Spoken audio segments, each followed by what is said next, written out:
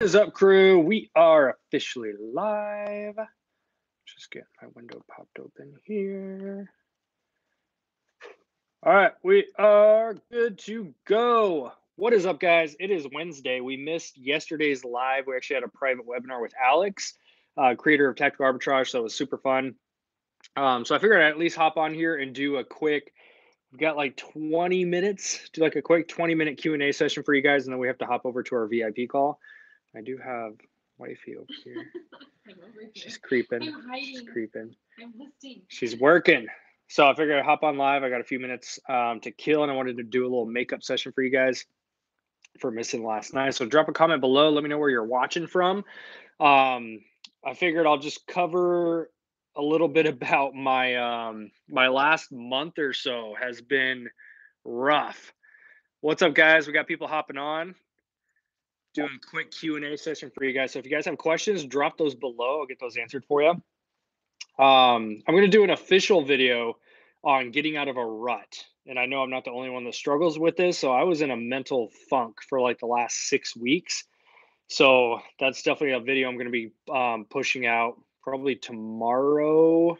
What's tomorrow? Thursday? Yeah, tomorrow. Tomorrow, by the end of the day, that video will be out for you guys. Man, we got people from all over. We got a bunch of New Jersey in here. What's up, guys? We got UK in the house. We got North Carolina. What is up? How's everyone's day going so far?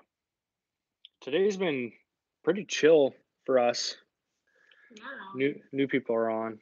Hi, you guys. There's wifey. I'm hiding and listing at the same time, but yeah. She's creeping in the background. Yeah. I mean, Charles is right. It's been kind of a rough month for us. So we'll talk about it. I'll talk about it a little bit later, maybe. Yeah, we'll do.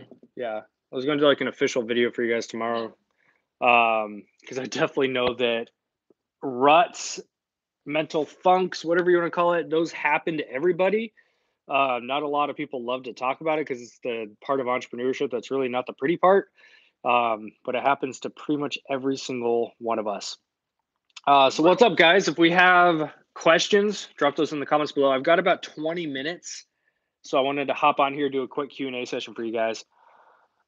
First one is, how do you handle FBA and electronics warranty? For that one, it's I typically steer clear of listing as brand new. So even if I get an electronic from Target or Walmart, I won't list it as brand new because that warranty does not carry over. That's just something that I personally mess with. I know a lot of people they don't care and they list it as new and they do fine with it. I did that for a long time, but recently I stopped doing that. So I list as like new, and I just let them know in the description that this item is brand new, factory sealed, unopened.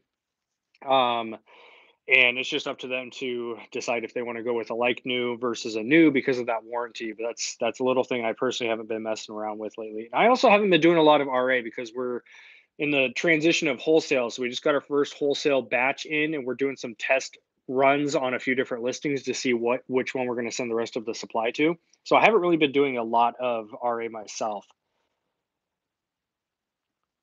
What do you recommend keeping track of inventory with? I'm doing FBA and also eBay, great finds. I'm restricted on Amazon. Keeping track of inventory, we are using Inventory Lab as far as the Amazon side goes, and I just like it because it shows a very easy profit and loss report. I can even do it by category, by supplier, date ranges, all that kind of stuff. So it makes it super easy to do because it syncs directly with the back office side of Amazon. eBay, on the other side, not as friendly with the API, so there's no third-party software currently that will track profit and loss reports like Inventory Lab does with Amazon. I cannot wait for the day that happens. It's going to be so nice. So Excel and GoDaddy are the two things that we kind of partner up with. Try to get those things as in sync with each other as we can on the eBay side.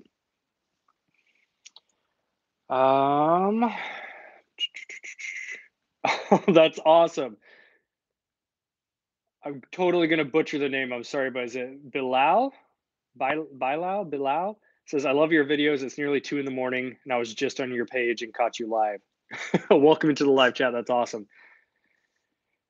How much do I need in order to start? That's an awesome question. If you're brand spanking new to the reselling game and you're looking for a number, it just depends on which business model you want to get into. Because if you want to get into the higher level stuff, which is wholesale and private label, you can't start with a couple $100. You've typically got to put up $1,000, $3,000, $5,000 to start with that stuff.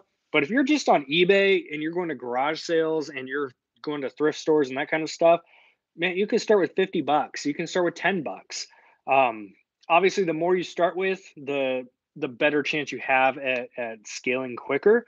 But I would definitely recommend you start with at least, like, if you can squeeze out like $250, just so you can go buy a decent amount of stuff, because you can buy a lot of stuff for $250 at thrift stores, garage sales, Goodwills. Start with eBay and then work your way up to Amazon. If you get into Amazon and more retail and online arbitrage, which is what a lot of beginners do, that's going to eat up a little bit more capital. So I recommend for that to have 500 is a good starter point for that.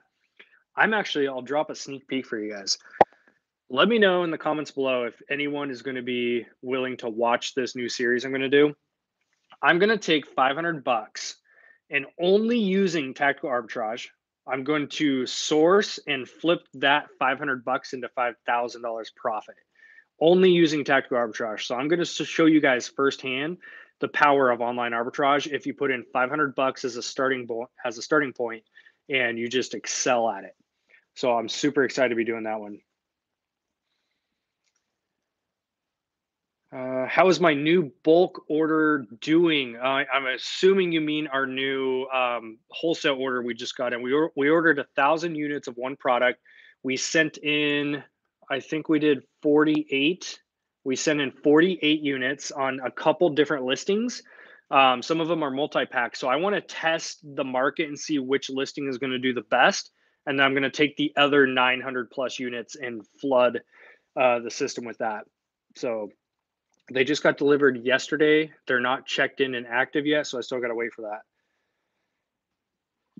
That's probably the hardest part, guys. The hardest part about the transition we've made, and part of the reason I'll talk about this tomorrow when I do my official video, but part of the reason why I got into a mental funk was I'm so used to doing retail and online arbitrage, which is I can go out today, buy stuff, send it into Amazon, and in 1 week, it can start to sell when it gets there. Wholesale, our order took about 3 to 4 weeks, which is pretty common with some of these suppliers. It took about 3 to 4 weeks to get here, so I wasn't doing any RA or any OA during that time frame. So I literally just kind of sat around not doing a whole lot, and I think that messed with me mentally. So I'm going to be really excited once these units get into the warehouse and start selling. And then I'm going to keep doing wholesale and transition into that, but I'm going to start adding in at least like 1 day a week of RA. And I'm going to do this OA challenge, which I'm excited about.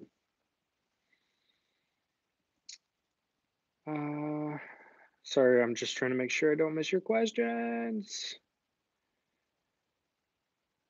Someone else asked, how much is the most that you need to start with FBA? Like I said, if you're going to do Amazon and start with retail and online arbitrage, I personally would recommend like $500 as a good starting point, because that gives you enough capital to buy several units of different things. Do you need to start with 500? No, I know people that put $100 into it. If you just go to Walmart and Target and all these big box clearance stores, you can buy stuff. You can go buy, 5 or 10 items, send them into Amazon, flip them, take that profit. Let's say you start with $100, you turn it into like 130, 140, 150. Then you take that, buy more stuff, and turn that into 200 and work your way up. Obviously, like I said, the more capital that you start with, the better chance you have at scaling a little bit quicker. So I would recommend upwards of about $500 is my personal recommendation for you. I'm an eBay seller. Would I be able to sell a new Sony DVD VCR combo, or will it be restricted? If you're a new Amazon account, it's probably going to be restricted because of Sony. But check it on the Amazon Sellers app and at least apply for the brand, and you might get auto approved. It happens. If not, then you have to find a distributor to give you an actual wholesale invoice to get ungated for that. But big companies like Sony, Nike, Lego, the bigger the company, typically the harder it is to get unrestricted in those. But it's worth a shot. It is always worth a shot. New to TA, when I see 17 sellers and all are fulfilled by merchant, is that a hint not to do FBA? it could be if there's 17 that are not doing FBA on that listing, there's probably a reason why. Typically, if the brand owner themselves are on the listing, they're not going to like FBA sellers on there as well. Companies, just more and more companies are not liking third-party sellers, which is fine. We have to learn to grow and adjust from there. So I would look at see if the brand themselves is on that listing. Typically that's going to be a red flag. If you've got 17, like if you had a few, then usually there's no issue. But if you got 17 people on there, there's probably a reason why. Even if you want to shoot me over what that ASIN is, not here in the chat, obviously publicly, but if you want to email me, chaz@sidehustlepros.com, shoot me over what that ASIN is. If you want me to take a peek at it, I can give you a little bit more insight. There's usually different pieces to each puzzle. Okay, let me scroll down here. And how do you recommend investing, let's say $2,000 into OA, all on one order, $500 a week for 4 weeks?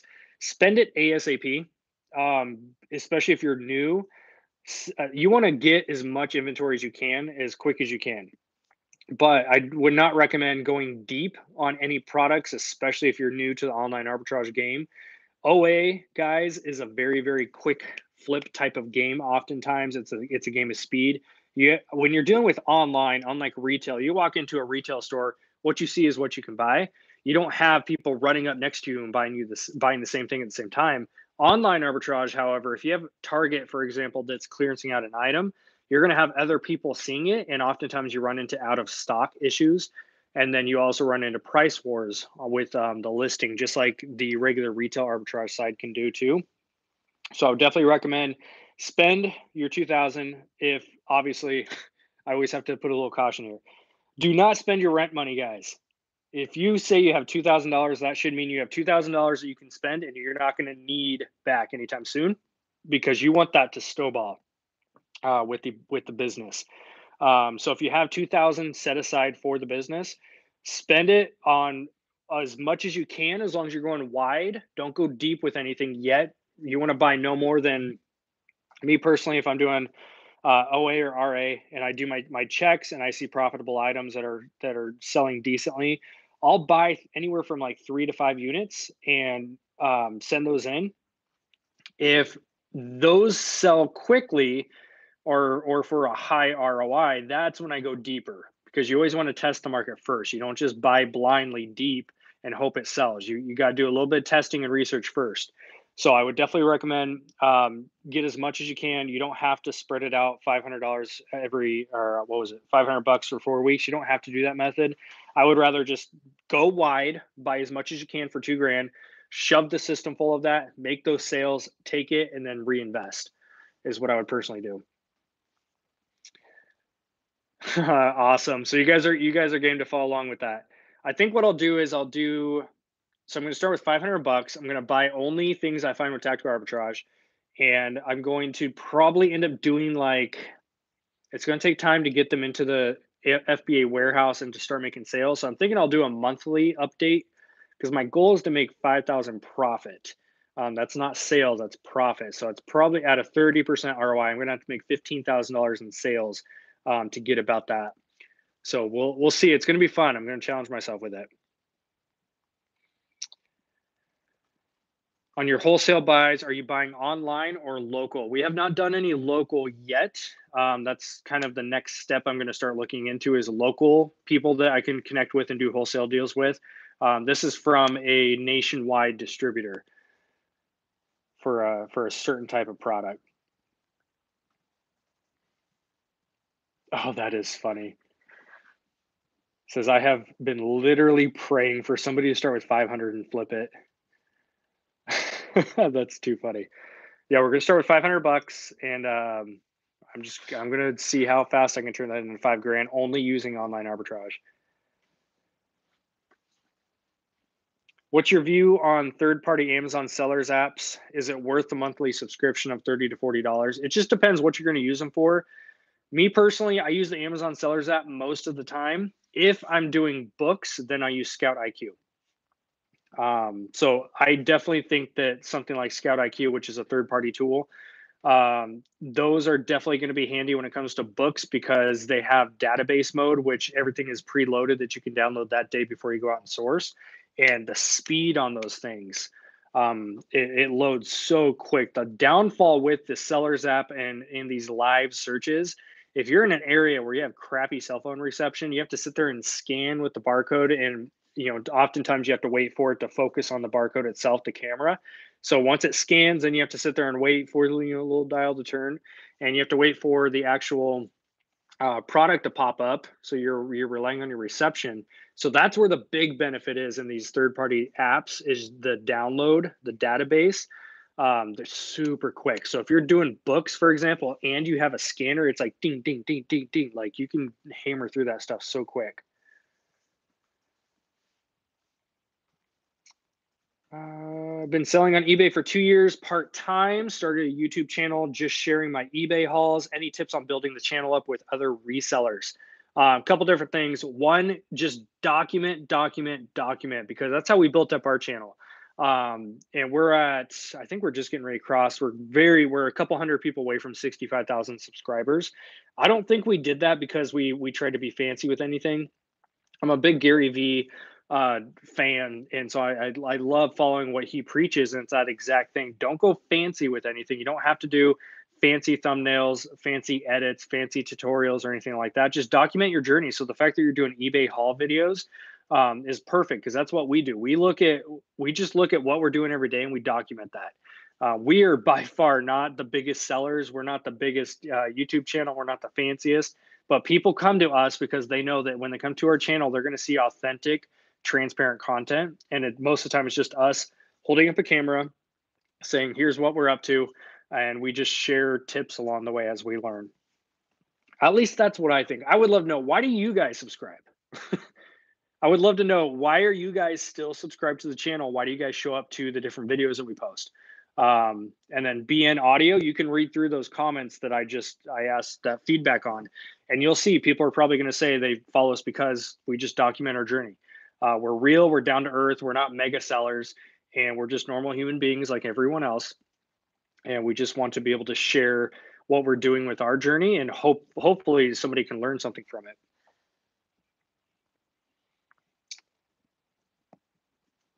Okay, let's get some more questions. Looks like we got I can pull off like 5 more minutes, guys, and then I got to hop over. We have a VIP group that we have a call with, so I got 5 minutes. Let's do rapid fire on these last ones. I'm looking to move to Thailand. Can I continue doing FBA? Yes, you can. I would highly recommend a prep center.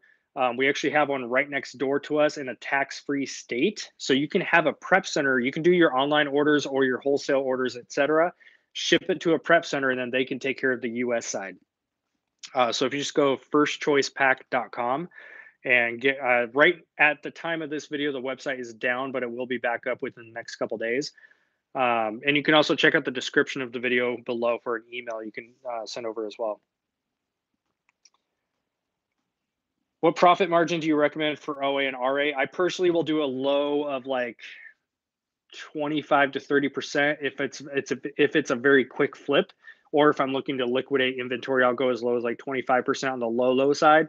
Preferably, I like to stay around like the 50 to 60% range. Of course, I want to double my money like everyone else, but in RA and OA, it's not going to be very consistent that you see 100%. So I'm super happy with 50 to 60% on average.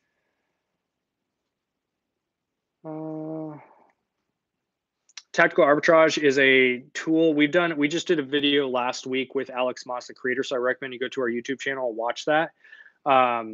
It's basically a software tool that will scan entire websites for you, and based on your filters, it will tell you which products you can flip onto Amazon.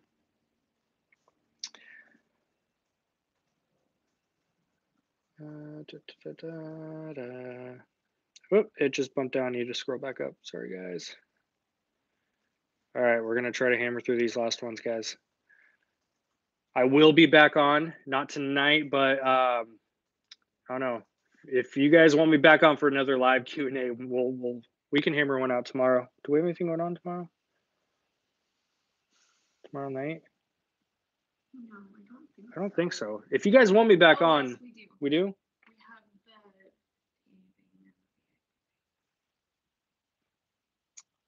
have Huh? I have to use code. Oh, gotcha. I know what it is. Yeah. All right. We'll figure it out. I'll try to be on tomorrow if I can. How about that? Wifey says we got plans. Okay. Let me get through here. Can't say all the things. Can't say all the things. All right. I'm going to try to get through some of these last questions for you guys. Do you think a newbie should stick with ungated for what time? How many months? Is there enough potential? Enough potential for TA with just ungated? Yes. Should you go for gated? Absolutely, because there's less competition in the gated categories. Okay, I was reading the next question down. Yeah, you guys stick with the open.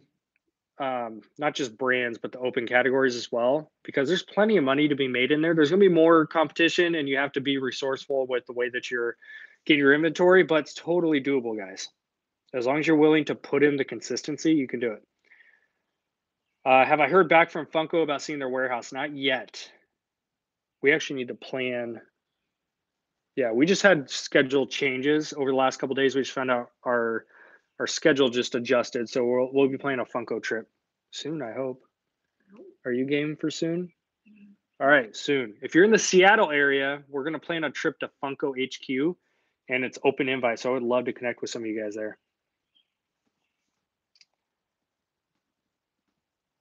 I watch for positive vibes and that you aren't selling a pipe dream. We definitely don't sell the easy way to make money type of lifestyle. That's not how it's done. We live an awesome lifestyle. I love our lifestyle that we live. We don't have jobs. We get to do this full time. We get to hang out at the office most of the days, and we get to take time off when we need to. We get to go travel. I love it, but it comes with work. It comes with work. It comes with sacrifice, and that's the part that nobody likes to see. That's the part that a lot of people don't like to talk about. So some of these YouTube channels you pop onto, and they're trying to promote and sell the dream of like this laptop lifestyle, and it's not easy money, guys. It's not easy at all. It's like any other business, but if you're willing to put in the work and stay consistent, you get the results. A lot of people see where we're at now, right? They may see us traveling somewhere like, oh my gosh, you guys are so lucky. But what you don't see is that we had to hustle our asses off for like 5 years before we got to the place we're sitting at right now. So just remember that. This doesn't happen in months. It doesn't happen in a year. It takes years of consistency in your business to build a solid foundation so you get to do some fun stuff. And I still feel like we work as hard or harder. Don't you think? Oh, we work harder now than we ever have. It's just we work smarter now. There's like we use tools, we use VAs, we're smart about our time, but we're still working really hard. Charles couldn't come to a family function this weekend because he had to work. So it's not always this like easy, take all the time you need kind of lifestyle. It can be hard. So definitely not a passive income by any means. I always kind of laugh when I hear the words passive income. Yeah, no. How do these people find this passiveness? The thing with the whole like passive income, right? And that comes from like, there's different business industries out there that are all about the passive income, which is fine and dandy. But man, even like when you're dealing with product like Amazon, eBay, you can make it passive-ish, right? By like, for me, for example, I outsourced our online arbitrage. So I've got a team of VAs that handle everything online arbitrage for us. So that part is semi-passive, but I still need to have a input in that. And especially when you're doing like retail online arbitrage, if you're doing thrifting, garage sales, it's not truly passive because you have to be still getting more inventory consistently in order to have consistent sales. That's where it's not passive. But for us, it's like I've had people comment on our videos like, oh, yeah, but how much did you spend in gas? Oh, yeah, but how much time did it take you to source those shoes? Like, okay, cool. Even if I broke even at the end of the day, I got to chill with my wife and like drive around and buy stuff. Like, that's way better than working for the man and slaving at a job to me. Even if I break even at the end of my life financially, I'm gonna friggin' love every step of the way. All right, got technically over time, but I got 1 minute. Let me see if I can hammer through some of these. Can I talk about MAP violations? A MAP pricing is a minimum price that wholesalers or brands will set, and there's not much to talk about. Like, just don't do it. If a company says, "Hey, we'll sell you this product, but don't sell it for less than $10," just don't sell it for less than $10. Follow their rules. That's my take on it. Are eBay prices similar to FBA prices? It can be, but it cannot be. It just depends on the product. I've seen several products that I have bought off of eBay to sell onto Amazon because there's such a price difference. But then I've seen other ones where the price on Amazon is a lot cheaper than eBay is. And some of them are the exact same. So it really just depends on the type of product. What manufacturer do I go to buy my items?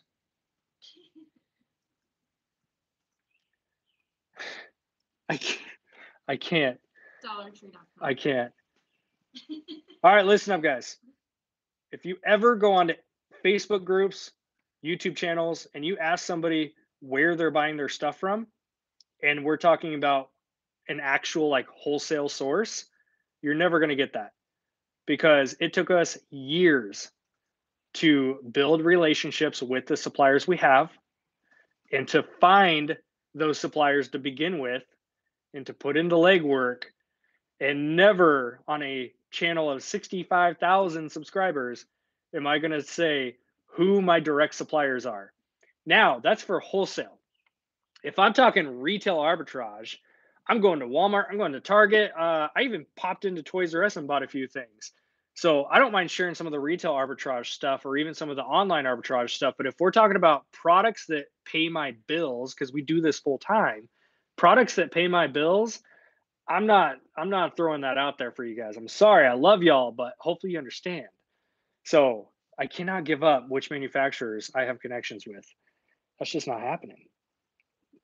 It's not that I don't like you guys. I love you guys. We love our community. We love our people. I got bills to pay, and if I give up my best sources, I just can't. I can't. All right, here we go. Yeah, RA is different, but wholesale is a secret. I much prefer to teach you guys how to fish rather than give you my fish. My fish I had to work hard to catch. So I'm gonna teach you guys how to catch your own freaking fish. It's too funny. How much for one-on-one coaching sessions, 1 hour or less? I don't do one-on-one coaching or mentoring yet. I will once I hit a certain number. For me, I could easily say right now, like, hey guys, I'm gonna take on 10 people to coach one-on-one. I could charge $1,000 each and I would have all 10 spots filled. So for me, it's not about the money. I'm not doing it yet because I want to hit $1 million in sales total before I feel I have the credibility to teach on that level. So that's what I'm personally doing. But if you do have questions, I do that all for free. You can always email me, chaz@sidehustlepros.com. If you want to go next step up, we do have a VIP group, which is a little bit more hands-on with myself and Trista. That is $20 a month. You get access to my personal cell phone, so we actually hop on 15-minute calls if you need those. And then I'm here to text with you. We have a private Facebook group where we do additional trainings, that kind of stuff too. So if you do want to get in on that, just go sidehustleprosvip.com and get registered there and then shoot me a message. I can get you plugged in. But as far as the one-on-one, like consulting on your specific business goes, not quite there yet, but we will be offering it in the future. But aside from that, yeah, if you have any specific questions, you can always just hit me up, Chaz at sidehustlepros.com. I almost said at gmail.com. Chaz at gmail.com. I don't think that one's open.